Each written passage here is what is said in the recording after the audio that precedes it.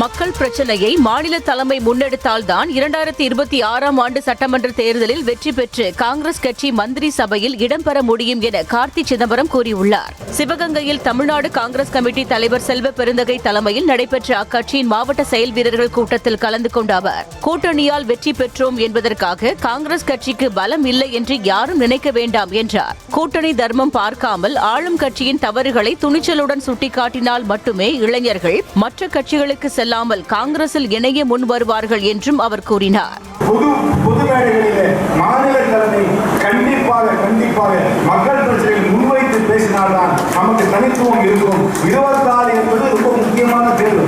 நான் திருப்பி சொல்றேன், ஏதோ 8 பேர் 10 பேர் எம்பி ஆயிட்டா கட்சி உயிரோட்டமாக தயவுசெய்து நினைச்சுறாங்க. எம்எல்ஏ நிறைய போகணும். ஒரு சீக்கிரம் வருகின்ற காலகட்டத்தில் மந்திரி சபையில தமிழ்நாட்டில் காங்கிரஸ் கட்சிக்கு இடம் போகணும், உள்ளாட்சி பிரதிநிதிகளுக்கு இடம் போகணும். இதெல்லாம் இருந்தால் தான் கட்சி ஆரோக்கியமாக இருக்கும். 26 வருகிறது. இதை நோக்கி நாம் சிந்திக்க வேண்டும் தவிர மீண்டும் நமக்கு ஒரு பிரதிநிதித்துவமே இல்லாமல் ஒரு அரசியல் தேர்தலை நாம் சந்திக்க கூடாது. செய்திகளை உடனுக்குடனும் துல்லியமாகவும் தெரிந்து கொள்ள சப்ஸ்கிரைப் பண்ணுங்க.